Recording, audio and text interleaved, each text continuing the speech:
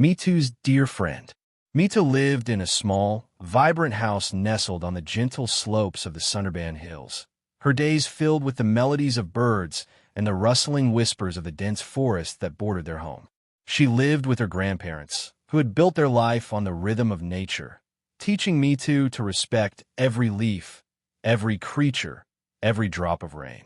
Her grandfather was a retired forest guard, his eyes holding the wisdom of countless years spent observing the wild. Her grandmother, with her nimble fingers, wove intricate baskets from reeds gathered from the nearby stream, her stories as intricate and beautiful as her craft. Every morning, Mitu, a girl with eyes as bright as fireflies and hair braided into two lively pigtails, would make her way to the edge of the forest. Not to venture deep, as her grandparents had warned about the mysteries and dangers within, but to sit on a smooth, moss-covered rock, humming quiet tunes she'd learned from her grandmother. The forest, in turn, seemed to hum back, a symphony of unseen insects and distant calls. It was her secret sanctuary, a place where she felt truly connected to the beating heart of the world.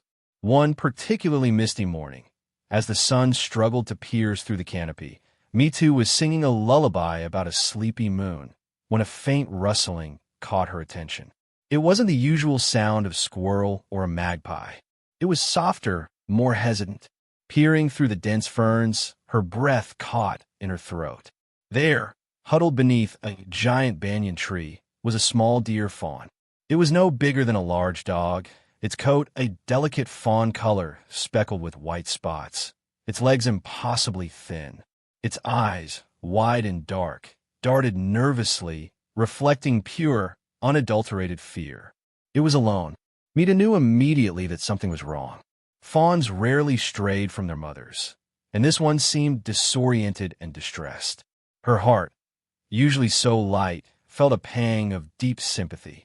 Slowly, carefully, she rose from her rock, making no sudden movements. "Hello," she whispered, her voice barely audible, like a gentle breeze. The fawn froze, its ears swiveling towards her, ready to bolt. "Don't be scared," Mitu continued, her hands open and empty, a gesture of peace. "I won't hurt you." She slowly knelt, rummaging in the small cloth bag she always carried. It held a ripe apple and a handful of sweet wild berries. She placed them gently on the mossy ground between them, then slowly retreated a few steps, giving the fawn space. The fawn watched her, its tiny heart pounding visibly in its chest.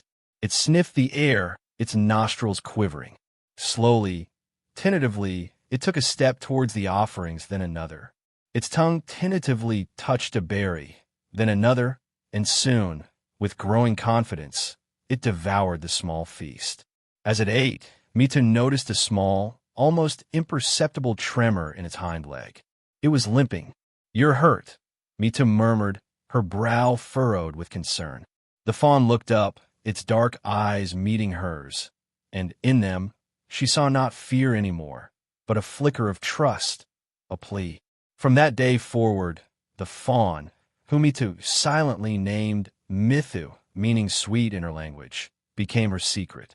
Every morning, Mitu would visit the forest edge, bringing fresh leaves, wild fruits, and sometimes a piece of flatbread secretly saved from her breakfast. Mitu would be waiting, no longer afraid, but eager, its soft nose nudging Mitu's hand. Mitu would gently stroke its velvety head and slowly, carefully, began to examine its injured leg. It wasn't broken, but a deep gash, probably from a sharp rock or a fallen branch, had festered slightly. Mitu, recalling her grandmother's herbal remedies for cuts and scrapes, would chew specific leaves and apply the paste to Mitu's wound. She'd speak to the fawn in soft tones, telling it stories of the forest, of brave squirrels and wise old owls. Mitu would listen, its large ears twitching, sometimes resting its head on Mitu's lap, a profound trust blooming between them. Over weeks, the wound healed, leaving only a faint scar. Mitu's limp gradually disappeared, replaced by a playful spring in its step. One afternoon, a loud commotion broke the usual tranquility of the village. Hunters' horns blared, dogs barked furiously, and a group of villagers, led by the village headman, marched towards the forest edge. They were preparing for a hunt. A particularly large, majestic stag had been spotted near the village fields, grazing on their crops, and the headman had declared it a menace. Mitu's heart sank. She knew this part of the forest, knew where Mitu often roamed. Panic seized her. She couldn't let them hurt her friend.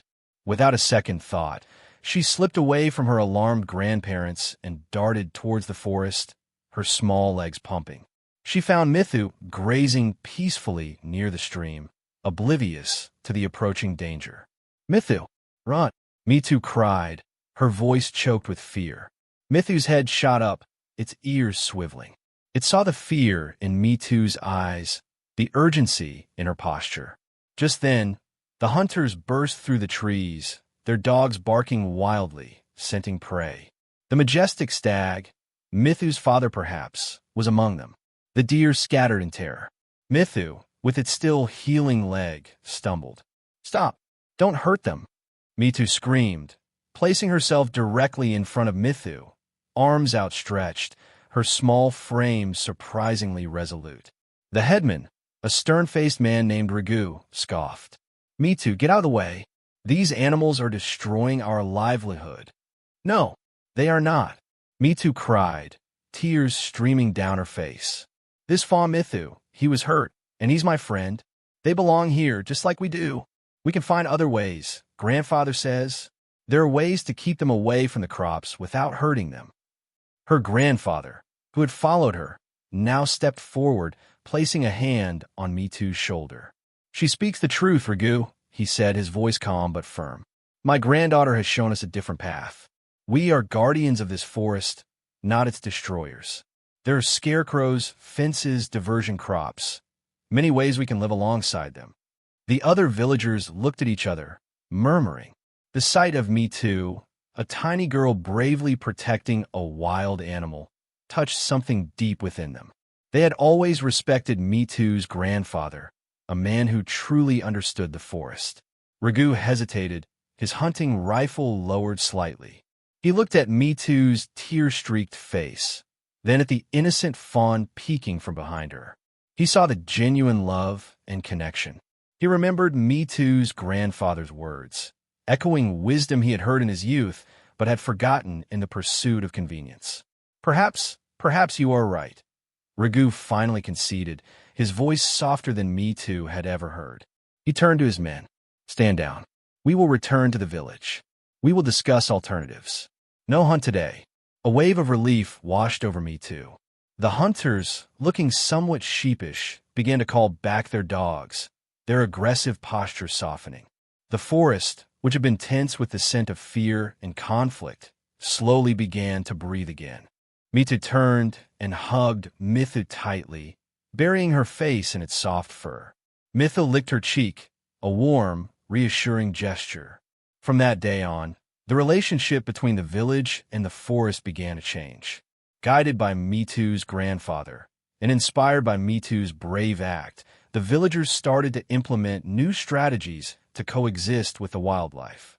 They built fences around their crops, planted small buffer zones of crops that deer preferred away from their main fields, and even began to organize patrols to gently shoo away animals rather than resorting to hunting. Mitu and Mitu's bond became a living symbol of this new understanding. Mitu, now a strong, healthy young deer, would still visit Mitu at the forest edge, no longer hiding, but greeting her openly. Their story spread throughout the hills, a testament to the idea that love, empathy, and understanding could build bridges even between the wild and human worlds. Mitu's dear friend taught everyone that sometimes the greatest strength lies not in domination, but in connection, and that the most profound lessons can be learned from the quiet, gentle heart of nature.